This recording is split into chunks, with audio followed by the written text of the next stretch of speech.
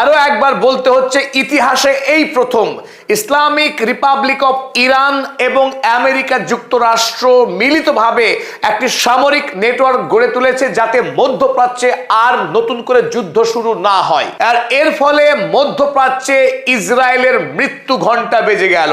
যে আমেরিকা এই ইসরায়েলকে এতদিন সযত্নে লালন পালন করে আসছিল গোটা মধ্যপ্রাচ্যে তার আধিপত্য ধরে রাখবার জন্য, সেই আমেরিকা ইউটার্ন মেরে নতুন করে এতদিনের শত্রু, চিরশত্রু ইরানের সঙ্গে সামরিক আঁতাত গড়ে তোলার মধ্য দিয়ে মধ্যপ্রাচ্যে তার টলয়মান আধিপত্যকে নতুন করে বিস্তার করবার স্বপ্ন বুনছে আমেরিকা। আর এই খবর খোদ জানিয়েছেন আমেরিকার vice president JD Vance.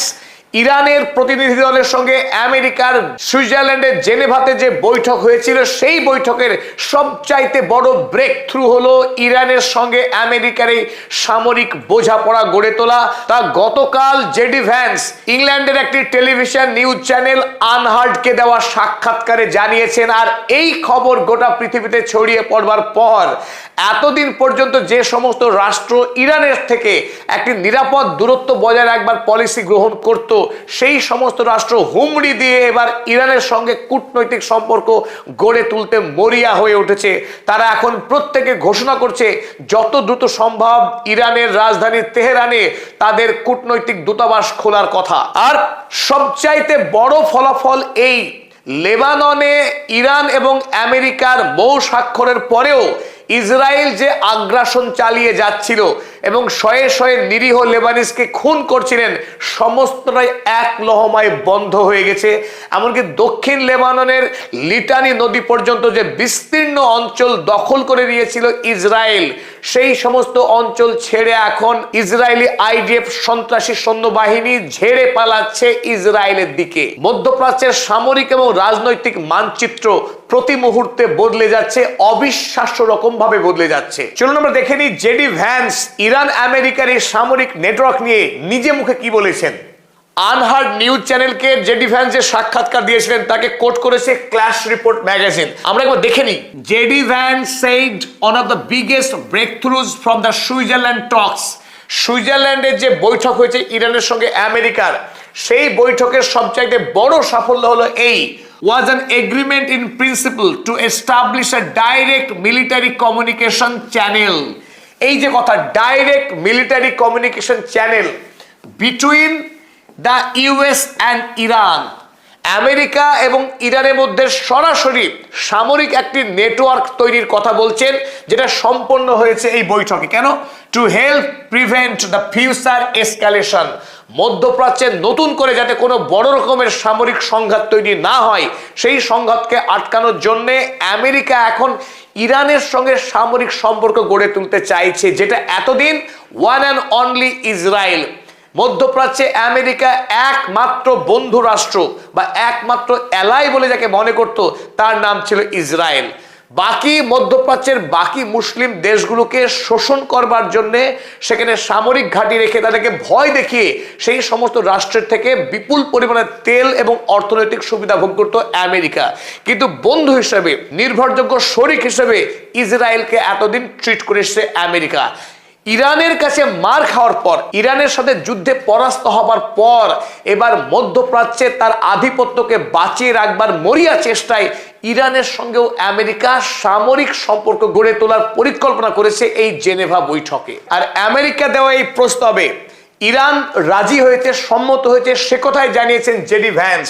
JD Vance ইরানের কর্তৃপক্ষকে কোট করে বলেছেন, they were like, okay fine, we will send somebody from the IRGC to go hang out in Doha with somebody from the CENTCOM। অর্থাৎ ইরান জানিয়েছে যে ইরানের IRGC কোন একজন সদস্য সেন্টকমের পাঠানো কোনো দূতের সঙ্গে কাতারের রাজধানী দোহাতে একটা বৈঠক করে নিজেদের মধ্যে এই নেটওয়ার্ক তৈরি করবে। and that is how we are going to settle a lot of these disputes। এবং এইভাবেই, অর্থাৎ ইরানের সঙ্গে এই আঁতাত গড়ে তোলার মধ্য দিয়েই মধ্যপ্রাচ্যে আমরা অসংখ্য ঝামেলাকে মিটমাট করতে যাচ্ছি। স্বাভাবিকভাবেই বুঝতে পারছেন যে এটি কত বড় পরিবর্তন। আমেরিকা যুক্তরাষ্ট্র যারা ইরানকে আস্ত গিলে খেতে চাইছিল, তাদেরকে নির্মূল করতে চাইছিল পৃথিবীর মানচিত্র থেকে, সেই ইরানের সঙ্গে আমেরিকা যুক্তরাষ্ট্র সামরিক আঁতাত গড়ে তুলছে, যেখানে ইসরায়েল বরাবর দাবি করে আসছিল ইরানের ইসলামিক রিপাবলিক সরকারকে ফেলে দিতে হবে, ইরানের রাজতন্ত্র স্থাপন করতে হবে, যাতে করে ইসরায়েল, আমেরিকা এবং পশ্চিমী দুনিয়া মিলিতভাবে এই গোটা ইরানের প্রাকৃতিক তেল এবং গ্যাসকে তারা লুট করতে পারে নিজেদের স্বার্থে।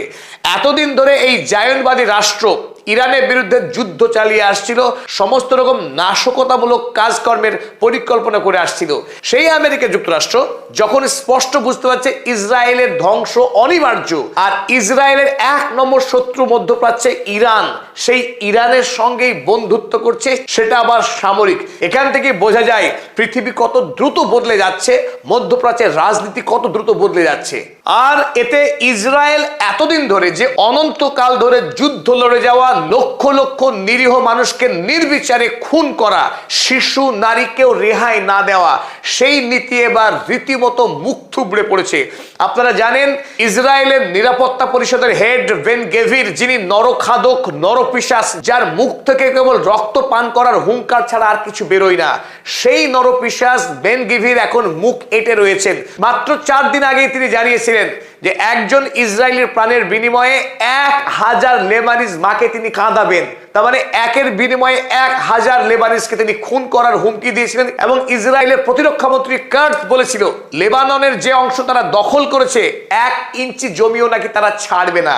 চলুন এবার দেখায় আপনাদের গতকালকে রিপোর্ট, তাহলে বুঝতে পারবেন ইসরায়েলের মনোবল এখন কিভাবে গুঁড়ো হয়ে যাচ্ছে।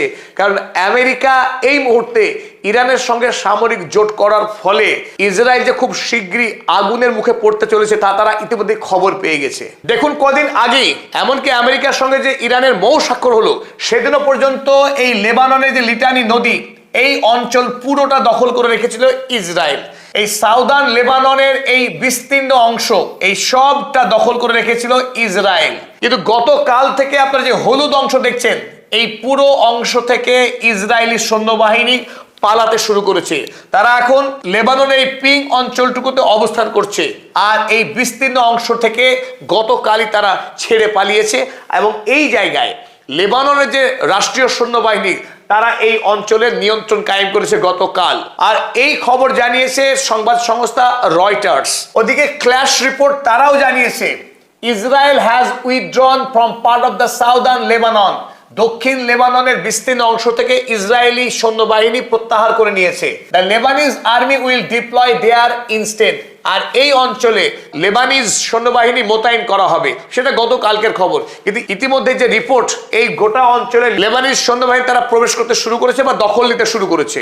আর এতেই গণহত্যাকারী বেঞ্জামিন নেতানিয়াহুর কপালে এখন বড় বড় ভাঁজ পড়তে শুরু করেছে। কারণ মধ্যপ্রাচ্যে তাদের আগ্রাসনের দিন ফুরিয়ে আসছে। গ্রেটার ইসরায়েল তৈরি করার স্বপ্ন অন্তত এখন আর সত্য হওয়ার কোনো সম্ভাবনাই দেখতে পাচ্ছেন না এই খুনি। ইসরায়েলি আইডিএফ সেনা এখনো পর্যন্ত লেবাননের এই অঞ্চলটাতে অবস্থান করছে। আর এতেই ইরানের কুদস বাহিনী আরো এক ধাপ এগিয়ে কাল হাড় হিম করা হুমকি দিয়েছে এই সন্ত্রাসী আইডিএফ সেনাকে। তাসনিম নিউজ এজেন্সি কুদস বাহিনীর এই সতর্কতাকে তারা কোট করেছে।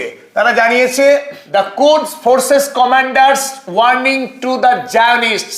এই জায়নবাদী থেকে কুদস বাহিনীর সতর্কতা দিয়েছে এই বলে, if you do not withdraw Lebanon today, যদি আজ লেবানন থেকে তোমরা বিদায় না নাও, of your own free will, নিজের স্বাধীন ইচ্ছায় যদি লেবানন ত্যাগ না করো, tomorrow you will be forced to flee in humiliation and defeat. আগামীকাল তোমাদের এখান থেকে পরাস্ত হয়ে, মার খেয়ে, অপমানিত হয়ে বিদায় নিতে হবে, বিকল্প কোনো রাস্তা খোলা নেই।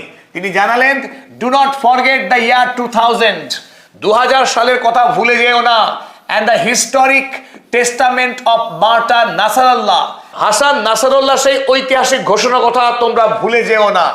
That promise is still alive, সেই প্রতিশ্রুতি আজও কায়েম আছে। And there is no doubt that the exact same scene will be repeated once again.